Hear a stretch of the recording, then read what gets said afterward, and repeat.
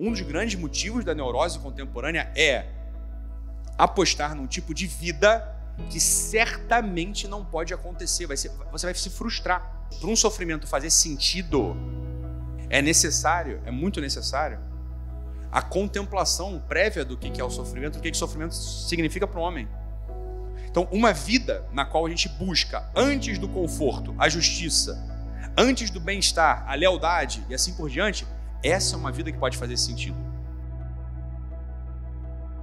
Eu poderia começar essa nossa noite de um jeito muito envolvente, muito interessante, levando todas as lágrimas, contando histórias sobre a guerra, sobre o campo de concentração, evocando figuras que a gente conhece, como São Maximiliano Kolbe, Viktor Frankl, né? Prato cheio para falar sobre sofrimento e dar uma resposta ao tema proposto dessa palestra, que é: o sofrimento termina no sintoma? Como enfrentá-lo? Como dar uma resposta a isso que a gente chama de sofrimento? Por que diabos eu, quando me deparo com, sei lá, situações da vida, eu meio que eu tropeço e caio feio, às vezes, nas coisas, né? E serve para tudo, não só para sofrimento, hein? Existe uma psiquiatra alemã, tem um sobrenome chamado von Hestorff, tá? Hestorff, ok? Ela descreveu um fenômeno que ganhou o nome dela, fenômeno von Hestorff. Isso é o fenômeno von Hestorff. Quando aparece algo que é muito diferente do que eu estou esperando, ou quebra o padrão do que eu estou esperando, fixa na minha memória. Lembra, eu vou falar de sofrimento e de cruz e de um monte de coisa, ok? Eu estou começando daqui mesmo, não me perdi não, beleza? Tá? Então, assim, tem um conceito de psicologia que é o conceito chamado saliência, ok? Isso é muito, muito, muito importante. E eu ouso dizer, tá? Que esse é o motivo pelo qual, hoje, muitos de nós pretendemos ter vida espiritual, vida familiar, e não conseguimos. O que é o conceito de saliência? O conceito de saliência em psicologia é o seguinte: existem, assim como o efeito von Hestorff, o efeito von Hestorff, né? Quer dizer, apareceu alguma coisa muito diferente, minha atenção foi para lá, e eu fixei aquilo na minha memória. O conceito de saliência é muito igual ao efeito von Hestorff. Só que ele não, presta atenção aqui, ele não evoca a minha memória. Quando aparece algo que é saliente, presta atenção nisso aqui. Quando aparece algo saliente, não é a minha memória que é ativada, mas são os meus afetos. Ou seja, mesmo que nada esteja acontecendo, aquilo ali mobiliza a minha atenção e o meu afeto, beleza? De tal modo que eu não consigo prestar mais muita atenção em nada, hein? É ou não é assim? Cena de filme clássico, romântico, né? De juvenilzinho. O rapaz entra, aí ela fica olhando para o rapaz, e o professor falando aqui, e fica chamando o nome dela, e de repente ela passa uma vergonha porque o professor está chamando o nome dela, não consegue nem prestar atenção no professor, né? Cena de filme clássica, não é isso? Olha só que triste agora. Agora vamos lá. Entendido o fenômeno von Hestorff, que é uma saliência mental, ok? Entendido o conceito de saliência propriamente dito, que mobiliza a nossa atenção, os nossos afetos, nos mobiliza quase como um todo, para prestar atenção naquilo de forma, entenda, tunelizada, ou seja, estou prestando atenção só naquele negócio ali. Compreendido isso, queria falar para vocês uma coisa. Existe uma série de estudos em psicologia experimental atual atentos ao aparelho celular, desligado, inclusive. Tá? Esses estudos são repetidos infinitas vezes e percebeu-se o seguinte: o celular sozinho é um aparelho de super saliência. Super saliência. A gente tem, para pensar nisso, a gente tem no nosso celular uma festa rolando 24 horas. Ou seja, eu tenho várias conversas abertas, interessantes, dramáticas, impróprias, com expectativa, sem expectativa, não é isso? O que a gente vê acontecendo rigorosamente na arena das discussões sociais da internet? Divisão. Divisão. Inimigos e amigos. Amigos e inimigos, não é isso? Existe uma exaltação do ódio. Eu carrego no meu bolso um objeto hipersaliente, portanto, rouba minha atenção, minha memória, meus afetos, e faz com que as outras coisas que estão acontecendo sejam, de algum modo, desinteressantes. A gente se comunica muito, mas comunicar-se não é igual a formar comunidade. A comunidade se forma quando a comunicação ela vai de coração para coração. Né? Óbvio. Nunca se falou tanto, nunca se fez tanto barulho interior como no nosso tempo. Né? Ou seja, equivale a perguntar-se, a gente deve se perguntar o seguinte: qual foi a última vez que eu, de fato, consegui ficar uma jornada de trabalho de 4 horas? 4 horas, não é muito não, 4 horas, jornada de trabalho normalzinha, basiquinha, 4 horas, de fato em silêncio. Quando eu falo silêncio, entenda, não é boca fechada, é dedo fechado. Não é isso? Porque para a gente hoje dá na mesma. Dá na mesma. Se a nossa atenção, o nosso afeto está roubado, sequestrado, e todos nós estamos afundados, eu diria afundados mesmo, nesse mundo da hipersaliência, a saliência promovida pelo celular, por essa comunicação que pretende comunidade, por essa informação que pretende sabedoria, né? Onde vai ficar a nossa cabeça e o nosso coração de verdade? Onde está nosso coração e nossa cabeça de verdade? Quer dizer, em alguns momentos raros, eu paro e desejo as coisas do alto. Né? Em alguns momentos, de vez em quando, eu paro e rezo meu terço, vou ao grupo de oração, pratico uma obra de caridade, né? Faço minhas normas de piedade, enfim. Mas e o resto, as outras 22 horas do dia? Vai lá, 22 não, porque você dorme, sei lá, 6 horas. Não é isso? As outras 16 horas do dia. Que você não está nem dormindo, nem praticando concretamente exercícios de ascensão do espírito, ou seja, exercícios ascéticos. Olha, a gente acabou de demonstrar onde está. Está na festa e na guerra. Quando o sofrimento te assalta, você vai ter pouquíssimos recursos para articulá-lo no lugar certo do teu coração e do teu peito. Porque, olha, para um sofrimento fazer sentido, é muito necessário, a contemplação prévia do que é o sofrimento, do que o sofrimento significa para o homem. É necessário muita contemplação da função redentora do sofrimento para o ser humano. Existe uma tendência do ser humano a buscar sempre aquilo que dá conforto, não é? Aquilo que é gostoso, não é isso? Aquilo que excita mais superficialmente. Isso é normal, não é? Quer dizer, eu entro no meu carro. Aqui não é um lugar conhecido por ser fresquinho, né? Quer dizer, eu entro no meu carro. Se meu carro tem ar-condicionado, a primeira coisa que eu vou fazer, bicho, é ligar o ar-condicionado. Não tem nem o que pensar, você concorda ou não? A gente tende a isso. Ou eu estou deitado à noite no meu travesseiro, eu sinto um pequeno desconforto, porque minha cabeça não encaixou direito no travesseiro. O que eu faço? É meio que instintivo. O que eu faço? Mexo no travesseiro para ficar normal, não é isso? Ou então eu entro no banho para tomar banho, né? Eu regulo a temperatura da água para ficar perfeita. Não é isso? Normal. Normal? Essa é a pergunta. Normal no sentido de que é o mais comum. Mas a pessoa que busca sabedoria, busca um autodomínio, busca um controle, deveria, de algum modo, refletir sobre isso, concorda ou não? Refletir sobre isso.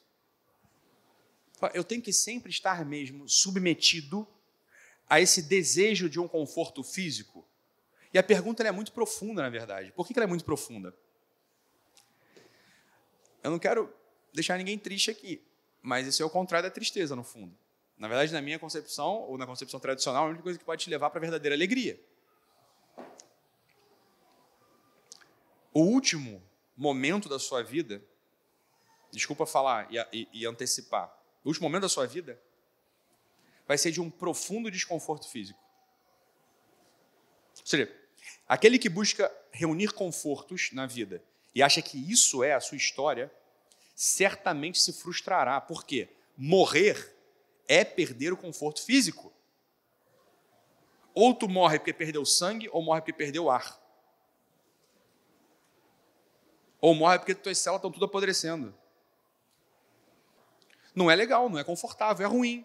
Logo, dedicar uma vida inteira, dedicar a atenção de uma vida inteira a reunir esses momentos vai ser muito frustrante. E vou dizer, esse é um dos grandes princípios de neurose do nosso tempo. Um dos grandes motivos da neurose contemporânea é apostar num tipo de vida que certamente não pode acontecer. Você vai se frustrar. Percebe isso ou não? Logo, essa é uma possibilidade vital. Uma das possibilidades vitais é essa. Eu quero sempre, ou o que está mais na minha atenção é o conforto. A outra possibilidade vital não é isso que eu pretendo. Não é isso que eu busco no dia a dia. O meu dia a dia é direcionado a um outro lugar. A esse lugar que a gente chama de mundo espiritual. Uma vida diante do quê? Da justiça, da lealdade, da nobreza. Não é? Essa é uma vida com sentido. Por quê? Repito, coisas que eu já falei e essa sim vale a pena falar de novo. Por quê? Porque a lealdade, a justiça, essas coisas são imateriais, elas não têm matéria, elas não se corrompem. Elas não mudam. Então, uma vida na qual a gente busca, antes do conforto, a justiça, antes do bem-estar, a lealdade e assim por diante, essa é uma vida que pode fazer sentido. Porque essa estrutura vital, ela permanece. Ela permanece. Ocorre o seguinte, voltando ao nosso amigo celular. A festa e a guerra no nosso bolso, elas estão sempre chamando a gente a uma desatenção do mundo espiritual. Em regra. Em geral, 90% da nossa atenção direcionada ao aparelho celular é em busca de trivialidades materiais. Uma boa parte da nossa vida se faz articulando, olha que bonito isso aqui, articulando essas informações que entram em mim, não é isso? E essas informações que entram em mim através dos meus sentidos, visão, tato, olfato, paladar, audição, não é isso? Elas vão me dando uma memória mental e afetiva interna. E é sobre isso que eu depois posso pensar. Eu penso acerca dessas coisas que estão em mim, que entraram pelos sentidos. Tá ou não? Beleza? Aí é como se assim, isso é um papel dobrado. Vamos dobrar o papel para pensar de novo sobre isso. Se eu só penso coisa, olha só, vê se não é assim. Eu posso pensar, olha meu pensamento, vamos lá, pensa no teu pensamento, vai lá.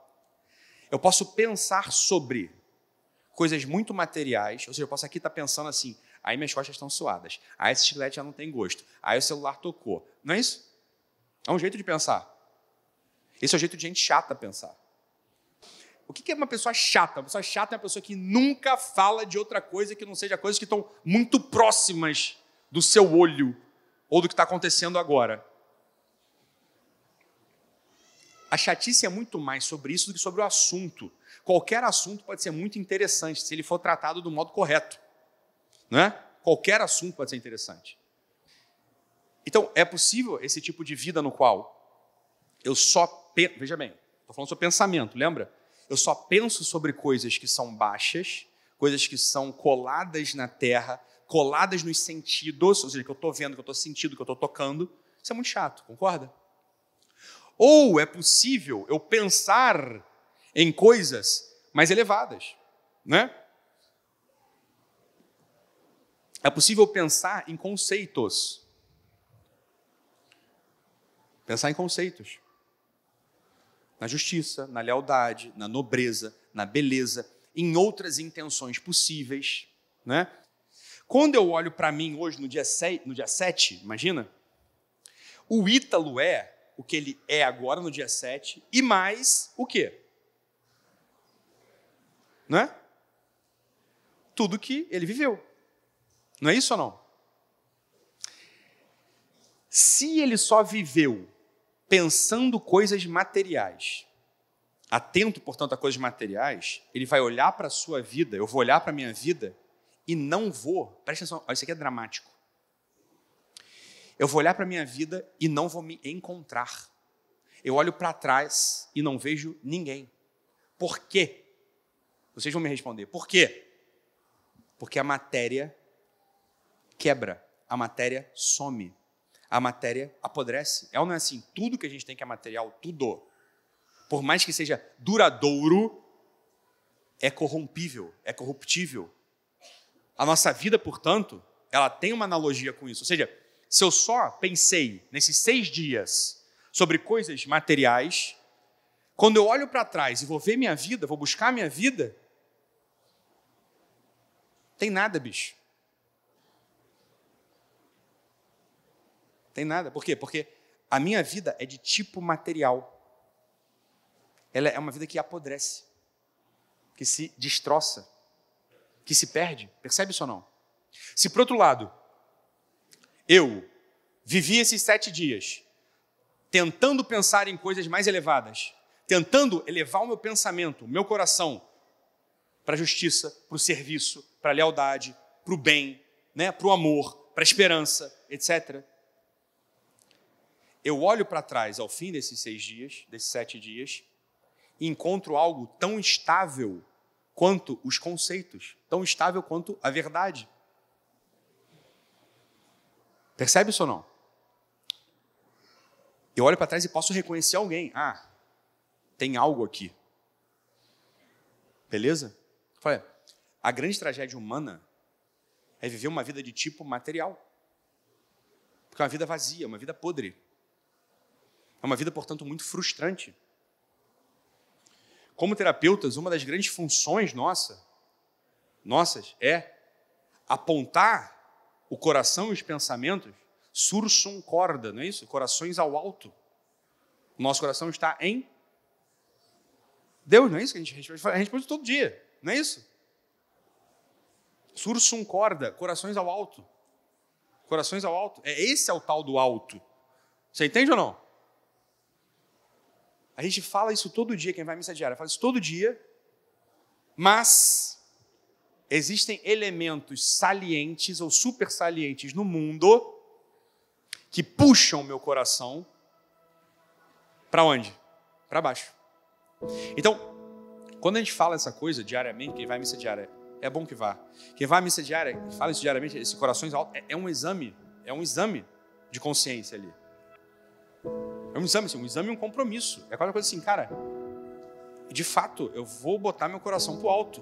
Ou seja, para buscar essas coisas de cima, a fim de que, ao final de uma jornada de 7 dias, olhando para trás, tenha alguém, ou seja, uma pessoa com unidade. Uma pessoa com estrutura. Uma pessoa com consistência. Tá ou não? Beleza? Valeu, pessoal.